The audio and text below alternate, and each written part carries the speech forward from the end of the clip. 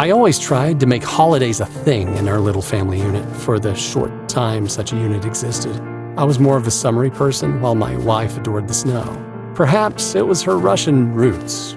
Our daughter was happy almost anywhere and everywhere, but there's no denying she felt the cold more than any of us. "Daddy, Axel's shivering. He needs more fire."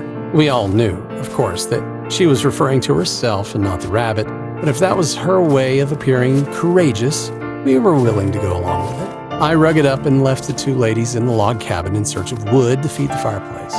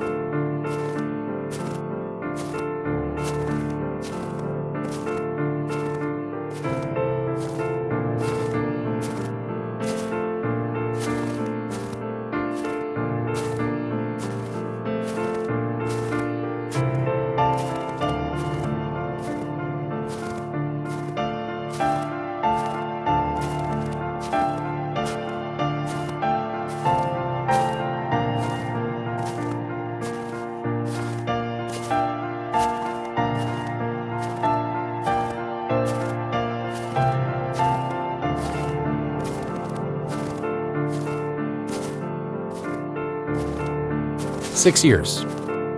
That's all the time we had together, all three of us. All the time that Emily had to get to know her mother. "Daddy, when will Mommy be coming home?" she asked the day after Cassandra died. I opened my mouth to answer, but all that came from my throat was an impotent choking sound. Tears were quick to follow. Emily, brave little soul that she was, did her best to console me.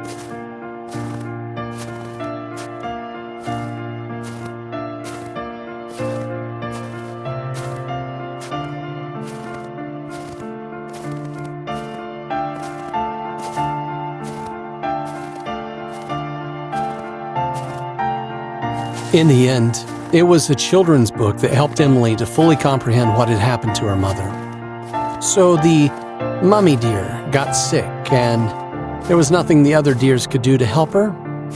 That's right, sweetie. We all have to pass on sooner or later. Your mother's time just came sooner than we expected. It was in that moment that I understood why families bought pets with short life expectancies, like goldfish and guinea pigs. Emily had little concept of death up until that point.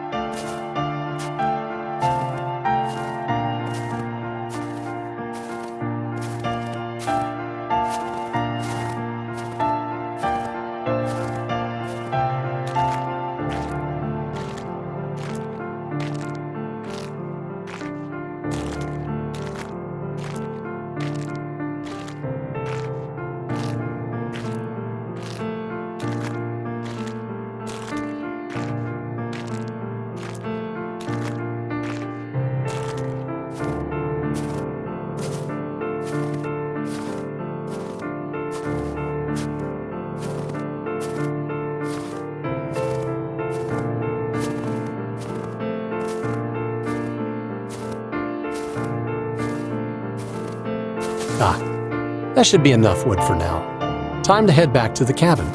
I'm sure those two must be freezing by now. Could happily bear to get a bit warmer myself. Beaches are certainly more my speed, I'd say.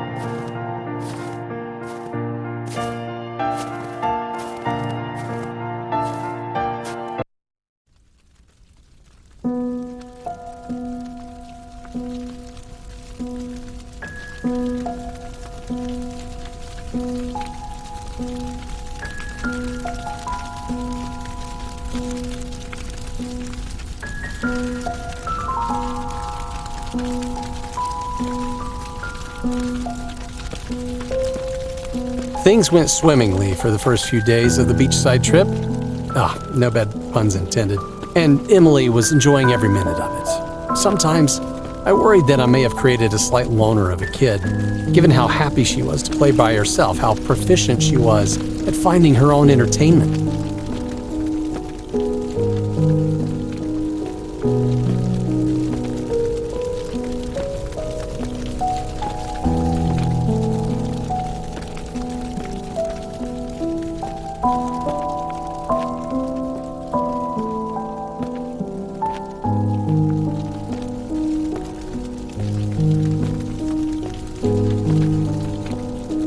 This isn't to say there weren't other children at the retreat with whom she was willing to briefly associate, but she didn't seem overly fussed if their parents had to take them home that same evening. She was happy either way.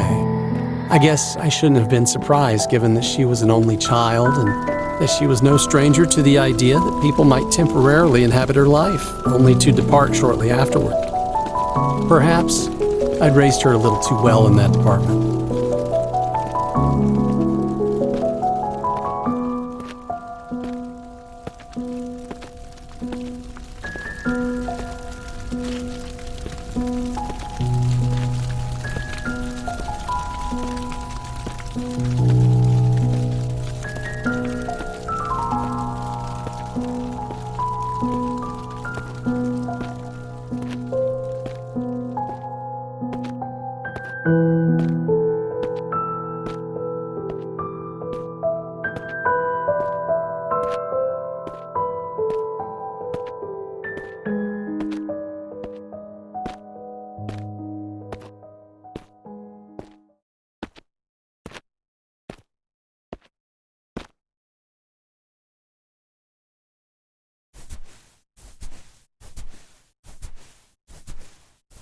In the meantime, I was having my own version of a good time. Freed from the shackles of a more polite existence, I found little reason not to drink the days away, and the nights even more so. I know that wasn't the plan, but anyway, I met some new friends, and even made the acquaintance of a very lovely, very single woman 5 years my junior. A woman so charming that even Emily seemed to take a slight shine to her. Things were definitely looking up. Then came the day of the tragedy.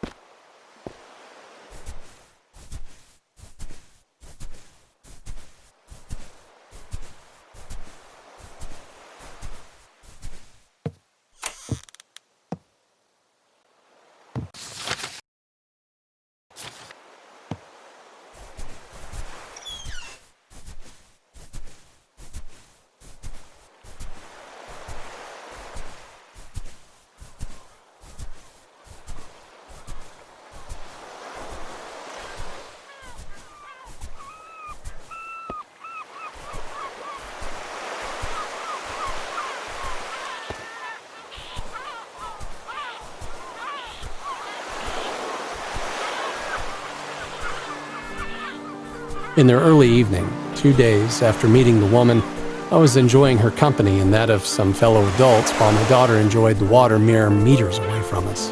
I say mere meters, but she must have started to drift further out without my noticing. A fact hardly surprising, given that my advanced state of inebriation limited my focus to one subject at a time, at best. And given that the woman was the greater novelty of the moment, she was the one stealing the bulk of my attention at the time. This attention was quickly divided, however, when I heard my daughter scream.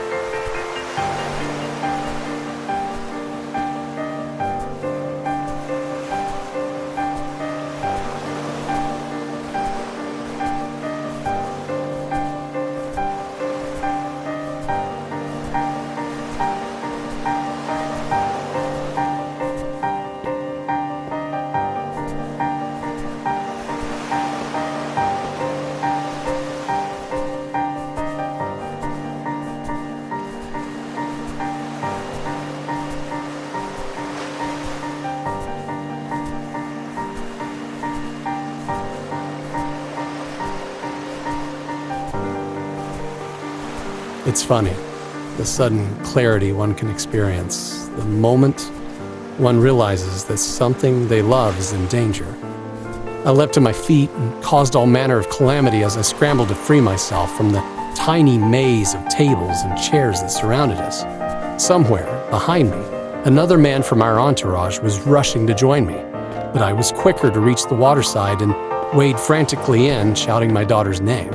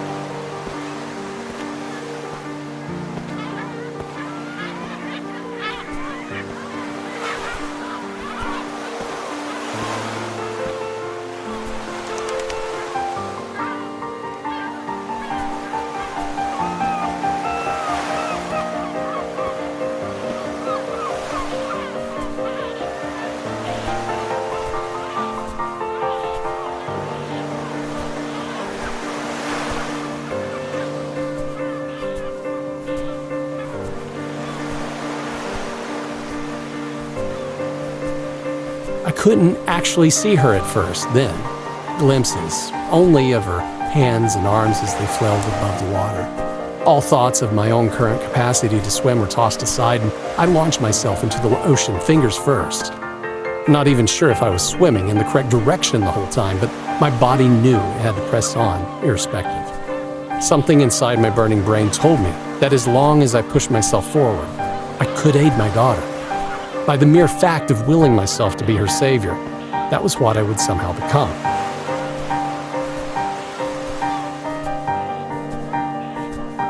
Her body was never found.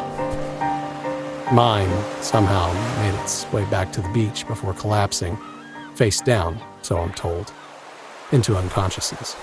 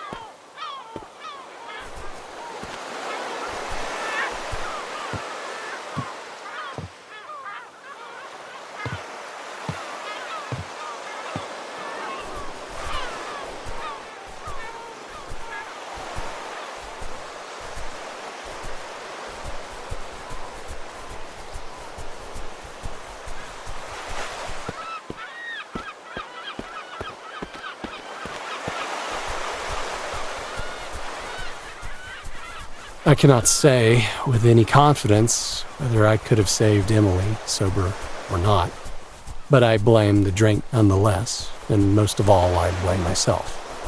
Who am I kidding? A bottle can't be blamed for its actions any more than a rifle can be. It was my weakness, my fault, and my fault alone, that I became a man so wretched that he failed to notice his own daughter struggling with the evening tide. My last-minute delusions of heroism count for nothing. I simply wasn't there for my only child when she needed me most.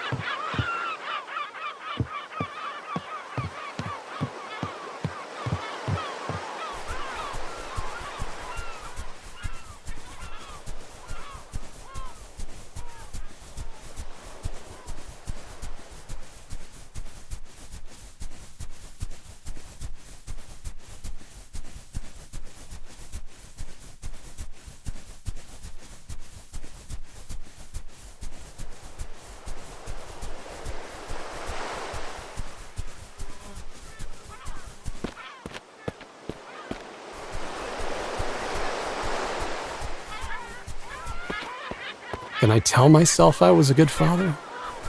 No. But I did try. More than my own father ever did. That said, the acorn doesn't fall far from the tree, and I can't deny the blood that runs through my veins. But I've punished myself plenty, and I've improved my ways. I don't drink anymore, and every year I make this pilgrimage to prove this fact to my daughter.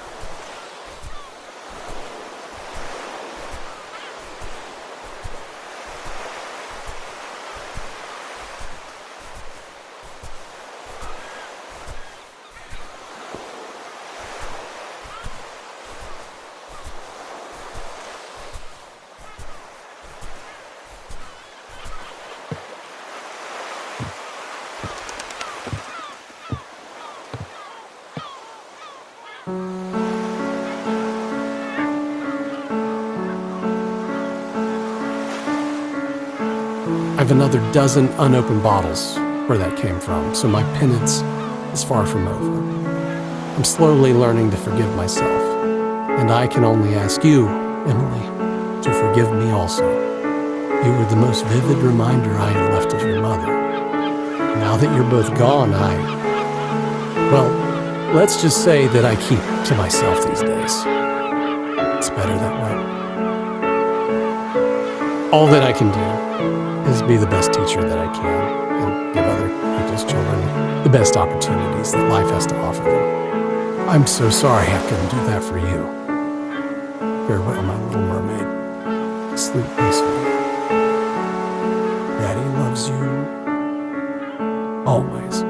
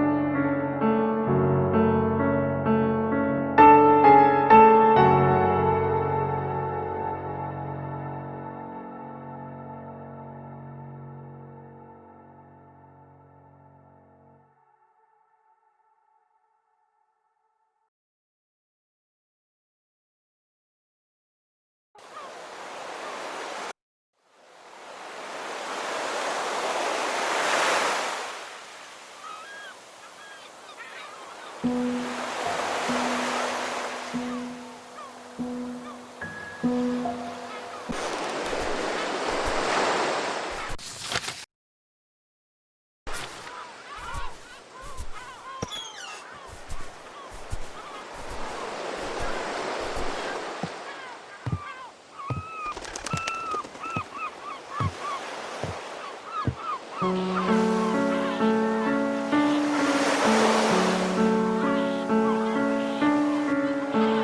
have another dozen unopened bottles where that came from, so my penance is far from over.